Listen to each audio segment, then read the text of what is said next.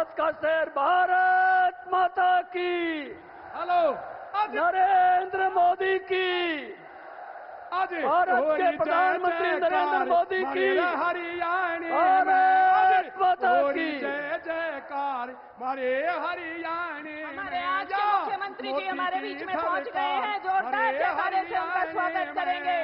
नरेंद्र मोदी जिंदाबाद, मारे नरेंद्र मोदी जिंदाबाद, होरी जय जयकार, मोदी जी को जय श्री राम, मोदी जी को जय श्री राम, मोदी जी को जय श्री राम, जय श्री राम, मोदी जी को जय श्री राम, जय श्री राम, जय मोदी जी को जय श्री राम, मोदी जी को जय श्री राम, मोदी जी को जय श्री राम।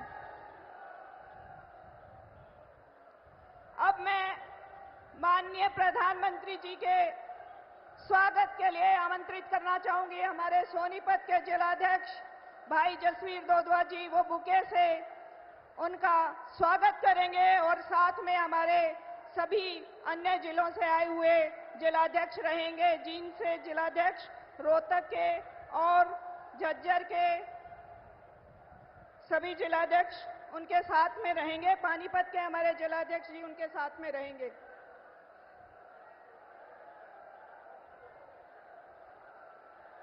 भाई जसवीर जी बुके के साथ माननीय प्रधानमंत्री जी का स्वागत करेंगे। सभी पांचों जिला के जिलाध्यक्ष उनके साथ में रहेंगे जी।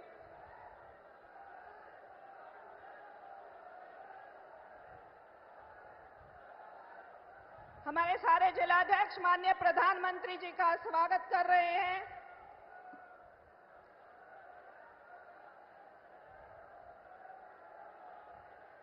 अब इसके बाद मैं आमंत्रित करना चाहूंगी हमारे माननीय मुख्यमंत्री श्री नायब सैनी जी। वो विजय की प्रतीक गदा देकर माननीय प्रधानमंत्री जी का स्वागत करेंगे, उनको विजय की पताका हाथ में ठहराएंगे। माननीय मुख्यमंत्री जी गदा भेंट कर रहे हैं हमारे माननीय प्रधानमंत्री जी को।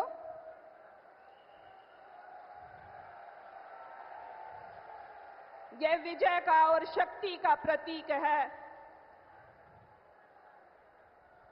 इसके साथ ही मैं अगले इसी स्वागत के क्रम में अपने माननीय प्रदेश अध्यक्ष जी से अनुरोध करूंगी कि वो लोई उड़ाकर हमारे माननीय प्रधानमंत्री जी का स्वागत करें।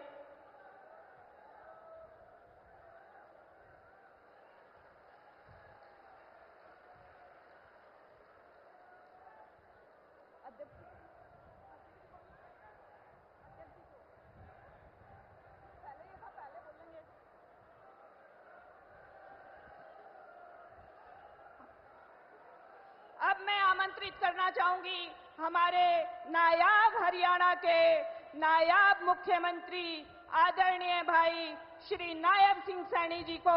वो आए और शब्दों के माध्यम से हमारे माननीय यशस्वी प्रधानमंत्री श्री नरेंद्र मोदी जी का स्वागत करें, अपना संबोधन दें। धन्यवाद।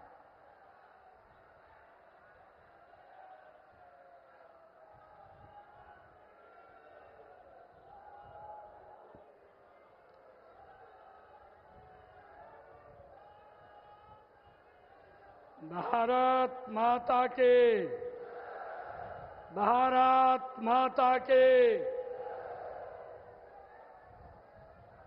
भाई एक जोरदार जयकारे के साथ विजय की संकल्प की मुट्ठी भींच करके एक जयकारा लगाएंगे। भारत माता के। आज हम सबका ये परम सौभाग्य है, दुनिया के सबसे लोकप्रिय नेता भारत के यशस्वी प्रधानमंत्री परम आदरणीय नरेंद्र मोदी जी आज गोहाना की पावन भूमि पर पधारे हैं। माननीय प्रधानमंत्री जी, हरियाणा आपको अपना मानता है, आप हरियाणा के इस 2 करोड़ 80 लाख लोगों के परिवार के सदस्य हैं, मार्गदर्शक भी हैं और मुखिया भी हैं। प्रधानमंत्री जी, मेरा सौभाग्य है कि आप मुझे एक बार फिर गोहाना की इस धरती से आपका स्वागत करने का अवसर मिल रहा है। मैं गोहाना की सरदारी और आपके पूरे हरियाणा परिवार जनों की ओर से आपको राम राम करता हूं। साथियों, आज माननीय पंडित दीनदयाल जी की जयंती है, जिन्होंने अपने पूरे जीवन से हमें एक सूत्र और संदेश दिया, अंत्योदय का। माननीय प्रधानमंत्री जी, पिछले 10 सालों से हरियाणा में भारतीय जनता पार्टी की सरकार उसी अंत्योदय के सिद्धांत को लेकर के चल रही है और हमने केवल अंतिम व्यक्ति तक पहुंचने की कोशिश ही नहीं की, बल्कि हमने तो शुरुआत ही अंतिम व्यक्ति से की है। माननीय प्रधानमंत्री जी, पिछले 10 सालों में हरियाणा के हर वर्ग का, हर व्यक्ति का जो विकास हुआ है वह डबल इंजन की सरकार के कारण हुआ है। और डबल इंजन की ताकत क्या होती है, हरियाणा आज अच्छी तरह से जानता है। माननीय प्रधानमंत्री जी, आपने महिलाओं को उज्ज्वला गैस कनेक्शन दिया, हमने अपनी बहनों को 500 रुपए में गैस सिलेंडर देने की भाइयों संकल्प लिया है। आपने आयुष्मान भारत से गरीबों का मुफ्त इलाज दिया, हमने हर जिला में एक मेडिकल कॉलेज और हर जिला अस्पताल को 200 बेड करने का काम किया है। माननीय प्रधानमंत्री जी, आपने हर गरीब के जनधन खाते खुलवाए, हमने उन्हीं जनधन खातों में सीधे बुजुर्गों की पेंशन भेजना शुरू कर दिया है। आपने किसान को किसान सम्मान निधि दी ताकि वह अपनी फसल की बुआई और कटाई कर सके, और हमने किसान की हर एक फसल के हर दाने को एमएसपी पर खरीदने का आपके आशीर्वाद से फैसला लिया है। माननीय प्रधानमंत्री जी, आपने हरियाणा को सड़कें दी, नेशनल हाईवे दिए, हमने उन्हीं सड़कों पर गरीब को सफर करने के लिए 1000 किलोमीटर मुफ्त यात्रा का पास दिया है। आदरणीय प्रधानमंत्री जी, आपने गरीबों को राशन देने के लिए गरीब कल्याण अन्न योजना शुरू की है, हमने हरियाणा के हर एक वर्ग का घर बैठे राशन कार्ड बनवाया है। आदरणीय प्रधानमंत्री जी, आपने बेटी बचाओ बेटी पढ़ाओ का संकल्प लिया, हमने हरियाणा में बेटियों की सुरक्षा के लिए पूरे हरियाणा में 31 नए महिला थाने खोले, और जो पहले मात्र 2 हुआ करते थे। और बेटियों को पढ़ाने के लिए हमने हर 20 किलोमीटर पर एक राजकीय कन्या महाविद्यालय का निर्माण करवाया। आपने खेलो इंडिया की शुरुआत की और हरियाणा देश के लिए मेडल लाया। माननीय प्रधानमंत्री जी, यह सब डबल इंजन की ताकत का कमाल है, यह कमल की सरकार का कमाल है जो हरियाणा के लोगों के आशीर्वाद से बनी है। माननीय प्रधानमंत्री जी, पिछले 10 वर्षों में बीजेपी की सरकार ने हरियाणा को क्षेत्रवाद, भाई भतीजावाद और भ्रष्टाचार से बाहर निकाला है। माननीय प्रधानमंत्री जी, आपके नेतृत्व में अब तीसरी पारी के संकल्प को लेकर के 20 संकल्प हमने लिए हैं, जिनमें बहनों को 2100 रुपये महीना से लेकर हर अग्निवीर को वापस आने पर सरकारी नौकरी देने का संकल्प हमारी ने लिया है। माननीय प्रधानमंत्री जी, आज जहां कांग्रेस के प्रत्याशी युवाओं के सपनों और भविष्य की नीलामी कर अपना घर भरने की बात कर रहे हैं और खुलेआम पर्ची खर्ची से नौकरी देने की का प्रचार कर रहे हैं, वहीं हमने संकल्प लिया है। माननीय प्रधानमंत्री जी, पिछले 10 वर्षों में आपके दिशा निर्देश में हमारी सरकार ने 1,45,000 नौकरियां बिना पर्ची खर्ची से हरियाणा में देने का काम हमारी सरकार ने किया है। माननीय प्रधानमंत्री जी, इसी तरह आने वाले समय में भी हमने 2 लाख युवाओं को बिना पर्ची और खर्ची के रोजगार देने का निर्णय ये हमारी सरकार ने लिया है। आदरणीय प्रधानमंत्री जी, मुझे ये गर्व है आज आप लोग यहाँ पर हम सब का मार्गदर्शन करने के लिए आए हैं। आज मैं आपके सामने हरियाणा के अपने युवाओं को विश्वास दिलाता हूँ कि नौकरी देने का हमारा पहला और अंतिम पैमाना बिना पर्ची एवं बिना खर्चे ही रहेगा। माननीय प्रधानमंत्री जी, हरियाणा में कांग्रेस अब केवल पार्टी नहीं दुकान हो गई है और हरियाणा ने मन बना लिया है कि कांग्रेस की झूठ और भ्रष्टाचार की दुकान नहीं चलने देंगे। माननीय प्रधानमंत्री जी, आज ऐसा कोई क्षेत्र नहीं है जिसमें हरियाणा का नाम न हो। आज हरियाणा जीएसटी योगदान में आगे है, दुनिया की टॉप कंपनियों के निवेश की पहली पसंद इंफ्रास्ट्रक्चर में आगे है, खेलों में आगे है, प्रति व्यक्ति आय में आगे है, तकनीकी में आगे है और तरक्की में भी आगे है।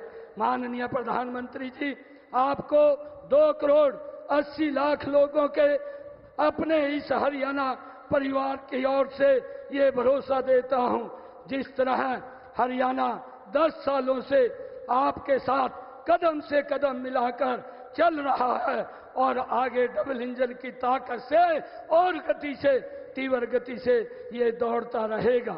तीसरी बार फिर से भारतीय जनता पार्टी की सरकार बनाकर हरियाणा आपके साथ कदम से कदम मिला करके चलता रहेगा।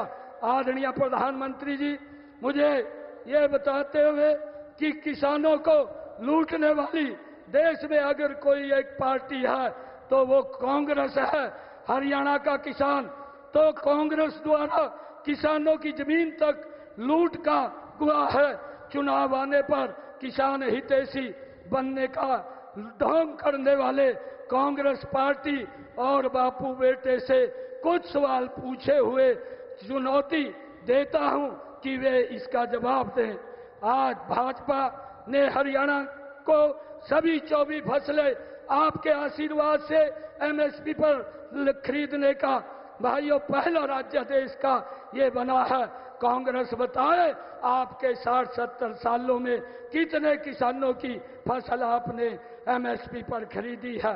आदरणीय प्रधानमंत्री जी, एक बार फिर मैं हरियाणा की इस पावन धरती पर आपका स्वागत करता हूं, अभिनंदन करता हूं। आप हमारा उत्साह बढ़ाने आए हैं। मैं आपका बहुत बहुत धन्यवाद करता हूं। इन्हीं शब्दों के साथ जय हिंद, जय भारत, जय भारत मां।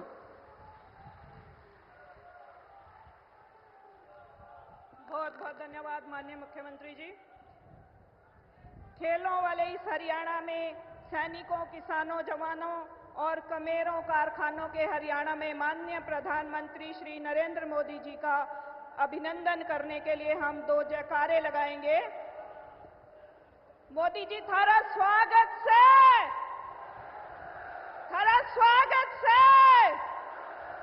हरियाणा के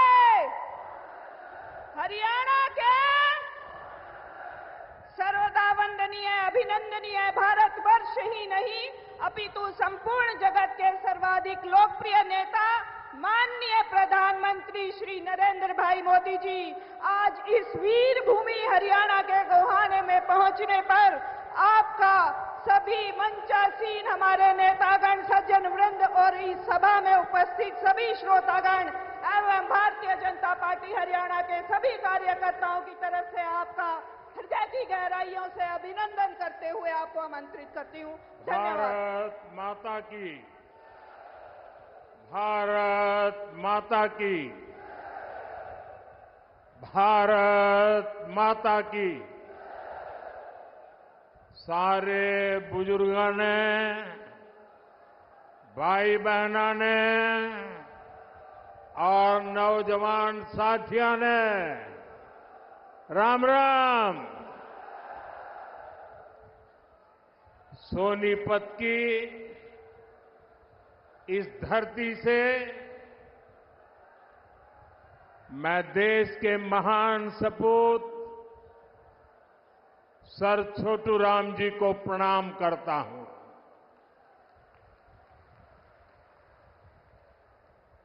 सर छोटू राम जी का जीवन किसानों और वंचितों के लिए समर्पित रहा। हरियाणा की लोक कला को समृद्ध करने वाले बाबा लक्ष्मी चंद जी को भी मैं नमन करता हूं। आज 25 सितंबर है। हमारे पथ प्रदर्शक पंडित दीनदयाल उपाध्याय जी की जन्म जयंती भी है। अंत्योदय और गरीबों की सेवा के लिए पंडित दीनदयाल उपाध्याय जी ने जो रास्ता दिखाया, वो प्रत्येक भाजपा कार्यकर्ता के लिए संकल्प पथ की तरह है। उनकी प्रेरणा से भाजपा भारत को विकास की नई ऊंचाई पर ले जा रही है, गरीबों का उत्थान कर रही है। मैं श्रद्धेय दीनदयाल जी को श्रद्धापूर्वक नमन करता हूं। साथियों, जैसे जैसे वोटिंग का दिन पास आ रहा है, वैसे वैसे कांग्रेस पस्त पड़ती जा रही है।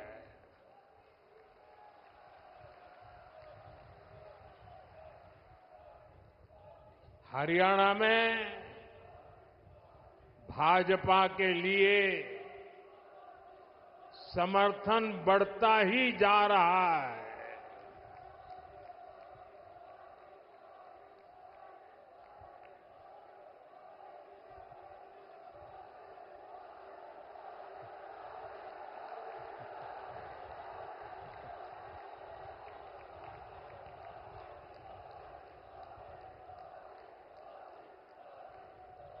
आपका ये प्यार, ये अपनापन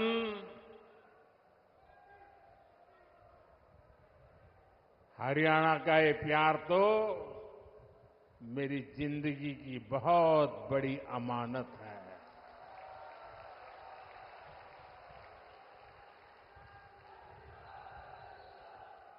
मैं बड़े गर्व के साथ कहता हूं, मैं जो कुछ भी हूं उसमें हरियाणा का भी बहुत बड़ा योगदान है।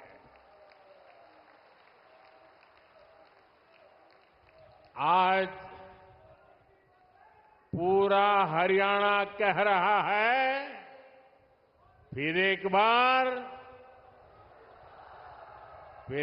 बार भाजपा सरकार, फिर एक बार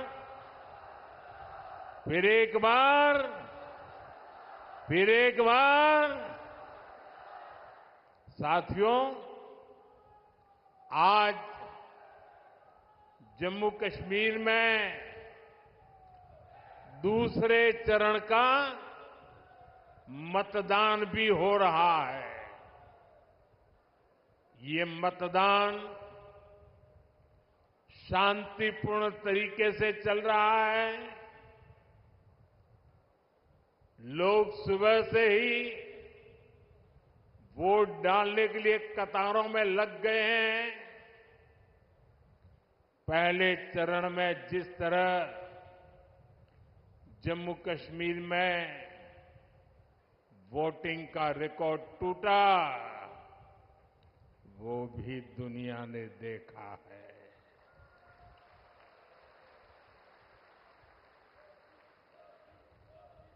मैं जम्मू कश्मीर के लोगों की सराहना करूंगा, उन्हें बधाई दूंगा कि वो लोकतंत्र के इस पर्व में उतने उत्साह से हिस्सा ले रहे हैं। साथियों, भाजपा सरकार में हरियाणा आज खेती और उद्योग दोनों मामलों में देश के टॉप राज्यों में अपनी जगह बना रहा है। जब औद्योगिकरण बढ़ता है तो इसका सबसे अधिक फायदा गरीब को, किसान को और दलित को होता है। बाबा साहब आंबेडकर, जिन्होंने बाबा साहब आंबेडकर को पढ़ा होगा, न पढ़ा हो तो पढ़ ले। बाबा साहब आंबेडकर मानते थे कि दलितों के सशक्तिकरण में उद्योगों की बड़ी भूमिका होती है। वो देखते थे कि गरीब के पास, दलितों के पास, वंचितों के पास पर्याप्त जमीन नहीं होती। वो जानते थे बहुत से गरीब साथी भूमिहीन होते थे, खेत मजदूरी में अपनी जिंदगी काटते थे। इसलिए बाबा साहब कहते थे कि जब फैक्ट्रियां लगती है तो दलितों, वंचितों को अवसर मिलता है। इसलिए बाबा साहब दलितों से टेक्निकल स्किल सीखने के लिए कहते थे। भाजपा की नीति निर्णयों में, भाजपा के विचारों में आपको बाबा साहब की यही सोच दिखाई देगी। दलित और वंचित समाज को उद्योगों में अवसर देकर ही सच्चा सशक्तिकरण संभव है। साथियों, आज हमारे भारत में एक और चुनौती है जिस पर सिर्फ और सिर्फ भाजपा ही बात करती है। हमारे देश में खेत का साइज भी लगातार कम हो रहा है। जैसे जैसे परिवार बढ़ता है, जमीन के टुकड़े होते हैं, जमीन बढ़ जाती है। धीरे धीरे एक छोटा टुकड़ा बच्चों के नसीब आता है।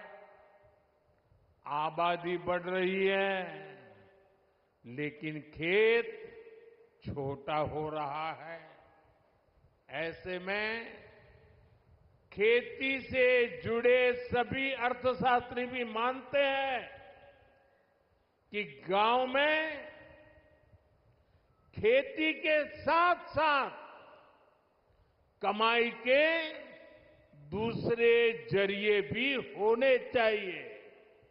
अकेली खेती पे गुजारा पूरे परिवार के लिए, और इसलिए हर मां बाप चाहता है कि एक बेटा खेती करेगा, दूसरा शहर में जाके काम करेगा। और इसलिए जब उद्योगों का विस्तार होता है तो उससे किसानों का जीवन भी बेहतर होता है। इससे किसान परिवार के बच्चों को भी अच्छी नौकरियां मिलती हैं, अच्छे अवसर मिलते हैं, और इसलिए साथियों, भाजपा खेती को भी बढ़ावा देती है, व्यापार कारोबार को भी बढ़ावा देती है। भाइयों और बहनों, कल रात को ही मैं अमेरिका से लौटा हूं। अमेरिका में मेरी मुलाकात दुनिया के बड़े बड़े नेताओं से, बड़ी बड़ी कंपनियां चलाने वालों से हुई। जिन कंपनियों के सीईओ से मैं मिला, एक एक कंपनी लाखों करोड़ रुपए के कारोबार कम करती है। मैंने उन्हें भारत के नौजवानों के टैलेंट के बारे में बताया। साथियों, पिछले 10 साल में पूरी दुनिया में भारत पर भरोसा बढ़ा है। और मैं हरियाणा के लोगों को एक बात तो जरूर बताऊंगा। कल जब मैं न्यूयॉर्क गया परसों, तो वहां स्वागत के लिए बहुत बड़ी मात्रा में भारतीय समुदाय था। लेकिन सबसे बड़ी बात वो थी कि वहां पर पूरा हरियाणा खड़ा कर दिया गया था। अमेरिका में पली बड़ी हमारी हरियाणा की बेटी और उसके साथ और 5-7 बहनें, हरियाणा के हमारे साथी, उन्होंने हरियाणा का जो अभी नृत्य आप यहां देख रहे थे ना, वैसा नृत्य न्यूयॉर्क में करके स्वागत कर रहे थे। यानी हरियाणा खड़ा कर दिया था उन्होंने। साथियों, आज एक बात का विश्वास हुआ है कि अब भारत करप्शन, परिवारवाद से मुक्त होकर तरक्की कर रहा है। दुनिया को लगता है कि आने वाले समय में कोई देश सबसे तेज आगे बढ़ेगा तो वो देश है भारत।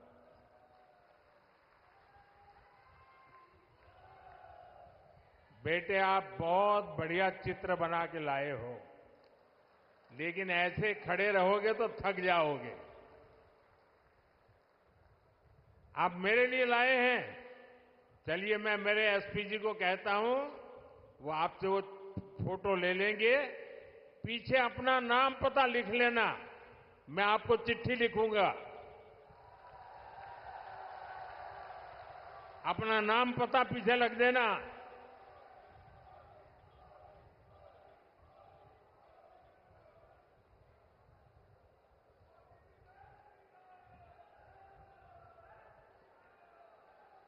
इतना बढ़िया चित्र बनाया है इस बेटे ने।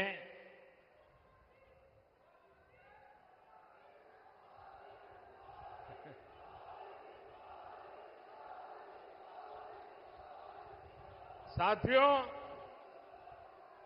आज दुनिया की बड़ी बड़ी कंपनियां भारत में निवेश के लिए, यहां अपनी फैक्ट्रियां लगाने के लिए आतुर है। आप सोचिए, जब इतनी बड़ी कंपनियां भारत में निवेश करेगी तो इसका बहुत अधिक फायदा मेरे हरियाणा को होगा, यहां के नौजवानों को होगा, यहां के किसानों को होगा। आज हमारा ये हरियाणा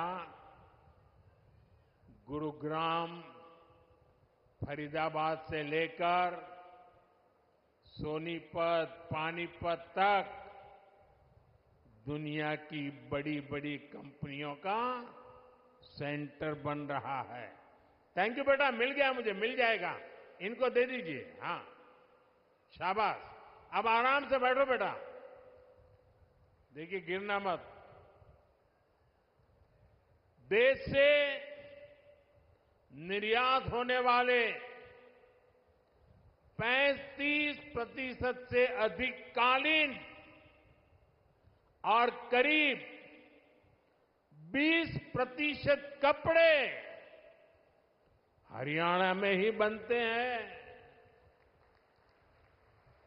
यहां खरखौदा में देखिए, भाजपा औद्योगिक शहर बना रही है। कोशिश यही है कि यहां के हमारे नौजवानों को ज्यादा से ज्यादा नौकरियां मिले, रोजगार मिले। हरियाणा भाजपा ने घोषणा की है कि ऐसे अनेक औद्योगिक शहर राज्य के अलग अलग हिस्सों में बनाए जाएंगे। अभी मारुति का कारखाना लगना भी यहां तय हो गया है। आने वाले समय में ऐसे कई बड़े बड़े कारखाने यहां लगने वाले हैं। साथियों, मेक इन इंडिया के 10 सालों ने भी इसमें बड़ी भूमिका निभाई है। हम मोबाइल फोन से लेकर लड़ाकू विमान और विमान वाहक पोत तक अब भारत में बना रहे हैं। बीते 3 साल में ही मैन्युफैक्चरिंग से जुड़े सेक्टर में लाखों नए रोजगार बने हैं। आज भारत में बनी चीजें हम उन देशों को भी बेच रहे हैं जहां से पहले हम मंगाया करते थे। अब आप देखिए, भारत में बनी सुजुकी गाड़ियां, मूलतः वो कंपनी जापान की है। सुजुकी कंपनी गाड़ी अब यहां बनाती है और जापान वाले भारत से वो गाड़ी मंगवा करते खरीदते हैं। और ये कमाल कहां होता है मालूम है? ये कमाल कहां होता है मालूम है? ये कमाल मेरी हरियाणा की धरती से होता है। हरियाणा की धरती से बने उत्पाद आज दुनिया के बाजारों में पहुंच रहे हैं। यही है नए भारत की ताकत। साथियों, अब जब दुनिया भर से लोग भारत में फैक्ट्री लगाना चाहते हैं, नई कंपनियां खोलने आना चाहते हैं, तो आप खुद सोचिए हरियाणा में यहां कैसी सरकार होनी चाहिए। हरियाणा में उद्योगों को बढ़ावा देने वाली भाजपा सरकार जरूरी है। हरियाणा में नौकरियों को बढ़ावा देने वाली भाजपा सरकार जरूरी है, क्योंकि आप भी जानते हैं जहां भी केंद्र सरकार आई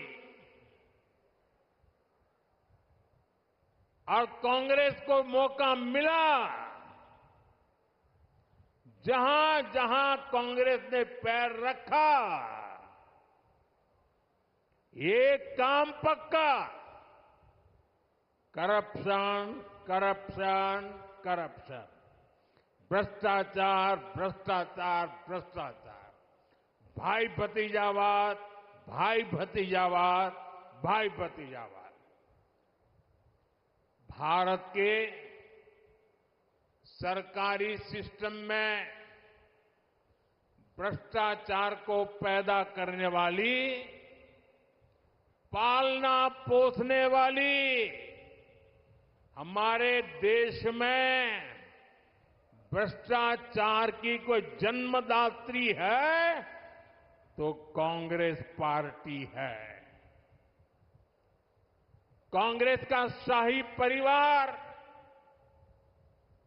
देश का सबसे भ्रष्ट परिवार है, और जब हाईकमान भ्रष्टाचारी है तो नीचे फिर लूट का खुला लाइसेंस मिल ही जाता है। याद कीजिए 10 साल पहले जब यहां कांग्रेस की सरकार थी तब क्या होता था। आज जो नए वोटर है ना 18 साल 20 साल के, उन्हें तो पता तक नहीं होगा कि 10 साल पहले हरियाणा को कैसे लूटा गया था। तब हरियाणा में किसानों की जमीन को जम करके लूटा गया। कांग्रेस ने हरियाणा को दलालों और दामादों के हवाले कर दिया था।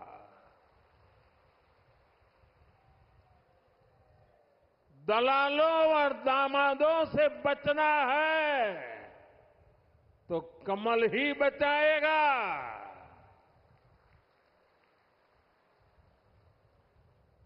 किस किस कांग्रेस नेता पर आरोप लगे हैं ये आप अच्छे से जानते हैं।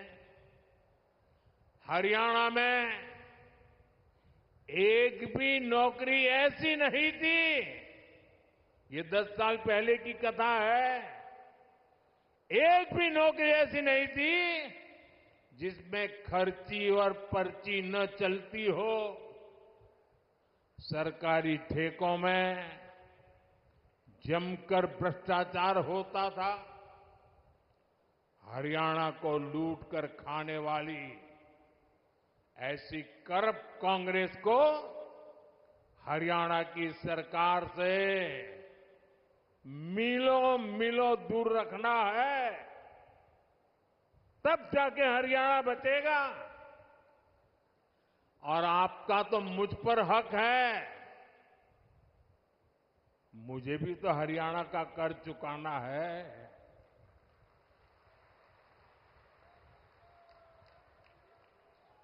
और मुझे खुशी है कि हरियाणा के लोग इतने समझदार हैं कि वो राज्य और केंद्र की ताकत क्या होती है ये जितना हरियाणा के लोग समझते हैं ना, हिंदुस्तान में और कोई उतना नहीं समझता है जितना हरियाणा वाले समझते हैं। और इसलिए हरियाणा हमेशा राज्य में वही सरकार बनाता है जिसकी दिल्ली में सरकार होती है।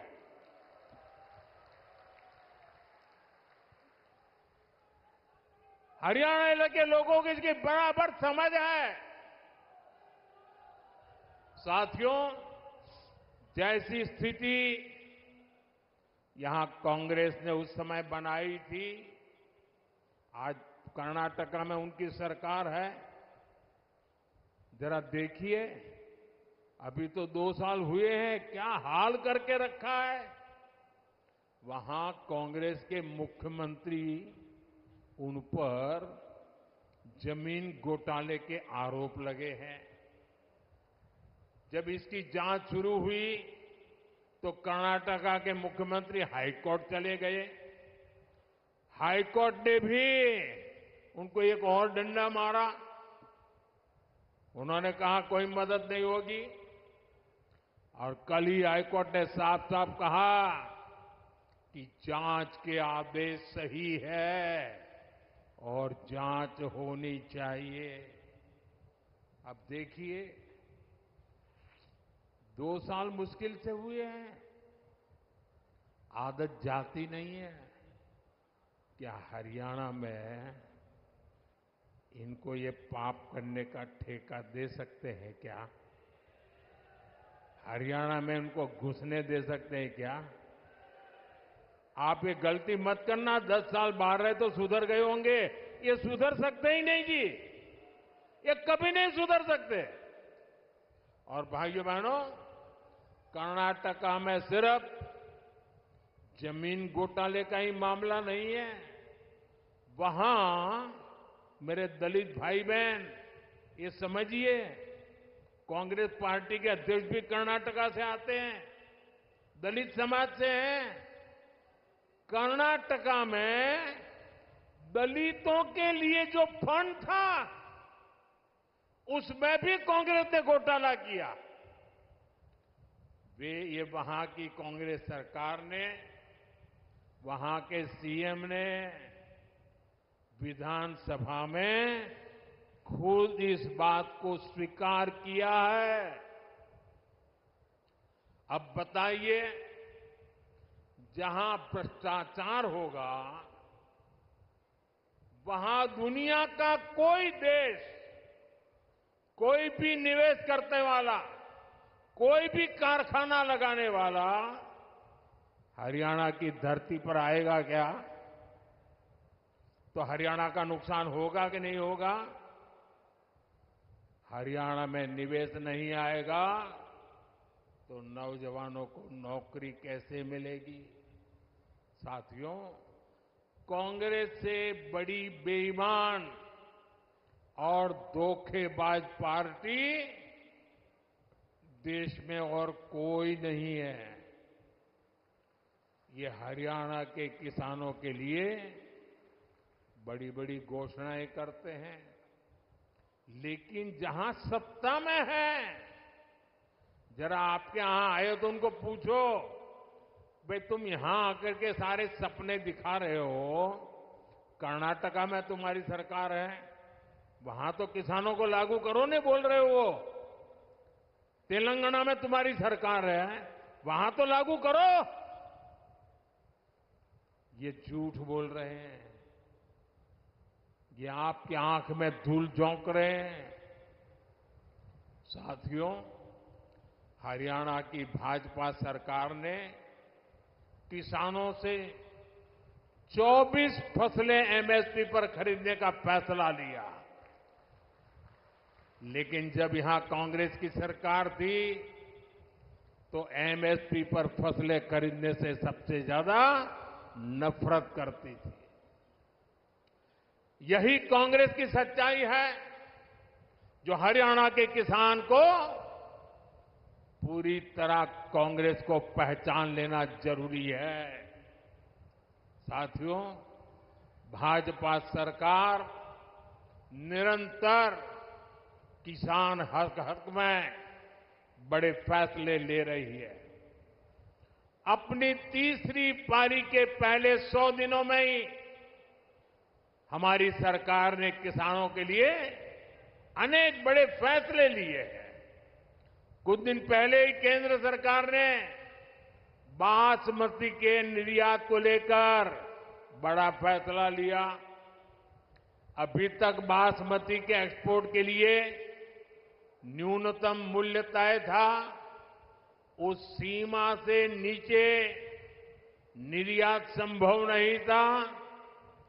इससे भारत के बजाय दूसरे देशों से लोग इंपोर्ट करते थे। अब हमने किसानों की भलाई के लिए ये सीमा भी हटा दी है और इससे ज्यादा बासमती एक्सपोर्ट हो पाएगा। इसका सीधा फायदा धान किसानों को होगा, उन्हें और ज्यादा पैसा मिलेगा। साथियों, हमने भारत के तिलहन किसानों के लिए भी बड़ा फैसला लिया है। विदेश से आयात होने वाले तेल पर हमने टैक्स बढ़ा दिया है। कोशिश यही है कि भारत के किसानों के तिलहन की ज्यादा से ज्यादा खरीद हो और तिलहन की खेती करने वाले किसानों को ज्यादा से ज्यादा उसका लाभ हो। तिलहन किसानों को भी इसका लाभ होगा। अब जैसे सूरजमुखी के आयात पर पहले टैक्स नहीं था, अब 20% टैक्स लगाया गया है। इससे हरियाणा के सूरजमुखी की पैदावार से जुड़े हमारे जो किसान भाई बहन हैं, उनको बेहतर दाम मिलेंगे। भाजपा ये सब इसलिए कर रही है ताकि हमारे किसान ज्यादा से ज्यादा तिलहन उगाएं और पैसे कमाएं। और भाजपा कांग्रेस की तरह कोरी घोषणाएं नहीं कर रही है, बल्कि जमीन पर बारीक से बारीक काम कर रही है। तभी हरियाणा के किसानों को भाजपा पर भरोसा होता है। साथियों, हरियाणा के किसान हो या युवा, उनका भविष्य भाजपा सरकार में ही सुरक्षित है। बीते 10 साल में हरियाणा में भाजपा की सरकार है। हमारी सरकार पर, हमारे मुख्यमंत्री पर भ्रष्टाचार के कोई आरोप नहीं लगे। यहां भाजपा सरकार ने सरकारी नौकरियों में खर्ची और पर्ची को बंद किया। 8 अक्टूबर के बाद भाजपा की नई सरकार एक बार फिर नौजवानों के लिए हजारों नए अवसर बनाएगी। यहां युवाओं को बहुत बड़ी संख्या में नए रोजगार मिलेंगे। साथियों, सोनीपत, पानीपत की ये पूरी बेल्ट अवसरों से भरी है। यहां पर हो रहे विकास कार्य इस पूरे क्षेत्र को आधुनिक पहचान दे रहे हैं। भाजपा सरकार ने सोनीपत तक मेट्रो के विस्तार को स्वीकृति दी है। आज जिस तरह इस क्षेत्र में भाजपा ने नए हाईवे बनवाए हैं, उस मामले में तो एक क्षेत्र सबसे कनेक्टेड इलाकों में से एक बन रहा है। साथियों, हरियाणा भारत की मेडल फैक्ट्री भी है। हाल में ओलंपिक्स और पैरालंपिक्स में भारत के शानदार प्रदर्शन में हरियाणा के खिलाड़ियों की बड़ी भूमिका रही है। अब भारत में हम 2036 में, 2036 में ओलंपिक कराने के लिए प्रयास कर रहे हैं। इसका फायदा हरियाणा के नौजवानों को होगा। यहां स्पोर्ट्स का नया इंफ्रास्ट्रक्चर बनेगा। गांव-गांव में नए खिलाड़ियों को अवसर मिलेगा। आप देखिए, देश की तीसरी स्पोर्ट्स यूनिवर्सिटी यहां भाजपा ने ही सोनीपत में बनवाई है। अब हरियाणा भाजपा ने घोषणा की है, हर जिले में अलग अलग ओलंपिक खेलों की नर्सरी बनाएंगे। हरियाणा की बेटियां, हरियाणा के बेटे दुनिया भर में जाकर मेडल लाए, उसमें भाजपा हर तरह से उनकी मदद कर रही है। साथियों, आपके पास तो हमारे साथी मोहनलाल बड़ोली जी के रूप में हरियाणा भाजपा का अध्यक्ष है। अरविंद शर्मा जी जैसे अनुभवी जनप्रतिनिधि है, जिनको इतने साल तक केंद्र में रहने का अनुभव है। इनके रहते यहां के विकास की गति और तेज होना तय है। साथियों, सोनीपत की ये धरती उन वीर जवानों की भी धरती है, जिन्होंने हिमालय की ऊंची चोटियों पर दिन रात मातृभूमि की रक्षा की है। हरियाणा की वीर माताओं की हजारों संतानें आज बॉर्डर पर है। यहां के अनेक संतानें हैं जिन्होंने जम्मू कश्मीर में हालात को सामान्य बनाने में मदद की है। वहां आतंक और अलगाव के जख्म हरियाणा के वीर बेटों ने अपने शरीर पर खाए हैं। अब मत भूलिए, कांग्रेस की कुनीति से निकले पत्थर हरियाणा की संतानों पर फेंके जाते थे। आज जब जम्मू कश्मीर में शांतिपूर्ण मतदान होता है, तो सबसे अधिक खुशी हरियाणा की वीर माताओं को होती है। लेकिन कांग्रेस और इसके साथियों को जम्मू कश्मीर में शांति पसंद नहीं है। कांग्रेस जम्मू कश्मीर में फिर से धारा 370, आर्टिकल 370 वापस लाना चाहती है। कांग्रेस जम्मू कश्मीर में आतंक और अलगाव को फिर से हवा देना चाहती है। तुष्टीकरण के लिए कांग्रेस देश के दुश्मनों के एजेंडा को भारत में लागू करना चाहती है। ऐसी कांग्रेस को आप हरियाणा के लोग सबक सिखाएंगे, ये मुझे पूरा भरोसा है। आर्टिकल 370 को वापस लाना उन वीरों की कुर्बानी का अपमान होगा, जिन्होंने जम्मू कश्मीर में आतंक के खिलाफ लड़ाई लड़ी है। साथियों, कांग्रेस ने दलितों, पिछड़ों और शोषितों के साथ भी धोखा किया है। आजकल कांग्रेस के भीतर यहां जो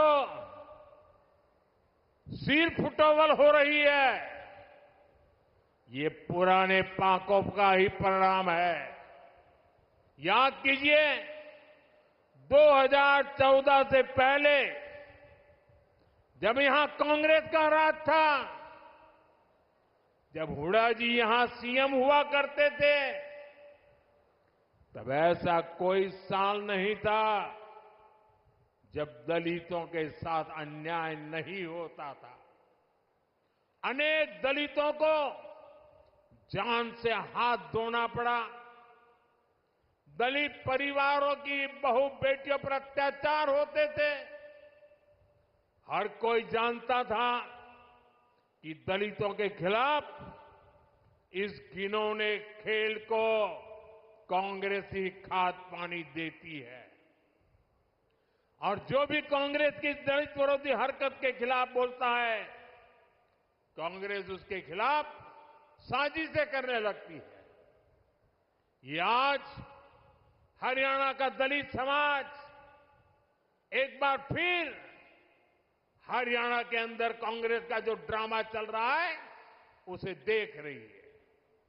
साथियों, कांग्रेस ने हमेशा ही दलित, ओबीसी और आदिवासियों को भागीदारी से वंचित रखा है। ये तो बाबा साहब आंबेडकर थे जिन्होंने दलितों को आरक्षण दिया, वरना ओबीसी की तरह दलितों को भी अपने हक के लिए कांग्रेस की हार का ही इंतजार करना पड़ता। जब जब कांग्रेस सरकार से दूर रही है, तब तब गरीबों को, एससी, एसटी, ओबीसी को उनका हक मिला है। और जब जब कांग्रेस सरकार में रही है, उसने दलितों, पिछड़ों का हक छीना है। कांग्रेस के शाही परिवार से जो भी प्रधानमंत्री बना, उसने हमेशा आरक्षण का विरोध किया है। आरक्षण का विरोध, आरक्षण से नफरत, ये कांग्रेस के डीएनए में है। इसलिए आज भी हम देखते हैं कांग्रेस के शाही खानदान की चौथी पीढ़ी भी आरक्षण को हटाने की बात कर रही है। आपको कांग्रेस की आरक्षण विरोधी चालों से सावधान रहना है। साथियों, बीजेपी ने दलित, ओबीसी और आदिवासियों को सही मायने में भागीदारी दी है। वंचित और पिछड़े समाज के हर व्यक्ति को भाजपा ने हमेशा आगे बढ़ाया। यहां हरियाणा में देखिए, हमारे नायब श्री सैनी जी को भाजपा ने सीएम बनाया। इतने कम समय में ही इन्होंने पूरे हरियाणा के लोगों के दिल में जगह बनाई है। आज यहां लोग कहते हैं कि यो नायब सैनी एक किसान मजदूर का बेटा से, इसके किवाड़ लोगा ताई 24 घंटे खुले रवे से। भाइयों और बहनों, कांग्रेस की सरकारों की एक और पहचान है, कांग्रेस सरकार अस्थिरता के लिए भी जानी जाती है। बीते कुछ सालों में ही जहां जहां इनकी सरकारें बनी, वहां यही दिखने को मिला है। कांग्रेस शासित हर राज्य में उनके मुख्यमंत्री और मंत्री झगड़ों में उलझे हुए हैं। उनको जनता की तकलीफ, उनके दुख दर्द से कोई लेना देना नहीं है। कर्नाटक में उनके सीएम और डिप्टी सीएम आपसी लड़ाई में बिजी हैं। तेलंगाना, हिमाचल प्रदेश, वहां भी यही कहानी है। राजस्थान और छत्तीसगढ़ में भी जब उनकी सरकारें थी, पूरा 5 साल नंबर 1, नंबर 2 एक दूसरे की टांग खींचने में लगे रहे। इसलिए हरियाणा को भी बहुत सावधान रहना है। गलती से भी मेरे शब्द लिख कर रखना भाइयों, हरियाणा का मुझ पे हक है, इसलिए मैं अपनी बात आपके सामने बड़े विश्वास से कह रहा हूं। याद रखना, गलती से भी कांग्रेस आ गई तो अपने झगड़ों में ही हरियाणा को बर्बाद करके छोड़ेंगे। यहां पर कांग्रेस में जिस तरह झगड़े बढ़ रहे हैं, पूरा हरियाणा देख रहा है। कांग्रेस को वोट देना यानी हरियाणा की स्थिरता और विकास को दांव पर लगाना है, बर्बादी के दरवाजे खोलना है। यह अस्थिरता हरियाणा में हर काम ठप कर देगी। यहां निवेश और नौकरी दोनों पर असर होगा। इसलिए आपको सिर्फ और सिर्फ कमल के निशान पर बटन दबाना है। साथियों, इस भूमि ने भगत फूल सिंह जैसे महापुरुष देश को दिए हैं, जिन्होंने तब बेटियों की शिक्षा को अपना मिशन बनाया जब बेटियों को पढ़ाना असंभव था। ये मेरा सौभाग्य है कि 2015 में पानीपत से ही मुझे बेटी बचाओ बेटी पढ़ाओ अभियान का शुभारंभ करने का अवसर मिला। कांग्रेस ने 60 साल देश पर राज किया, लेकिन उसे कभी देश की बेटियों की चिंता नहीं हुई। अगर कांग्रेस को चिंता होती तो गैस, नल से जल, बिजली, टॉयलेट, बैंक में खाते, ऐसी मूल सुविधाएं आज 60-70 साल के बाद मेरे आने के बाद मिली। मुझे संतोष है कि बेटी बचाओ बेटी पढ़ाओ से हरियाणा को फायदा हुआ।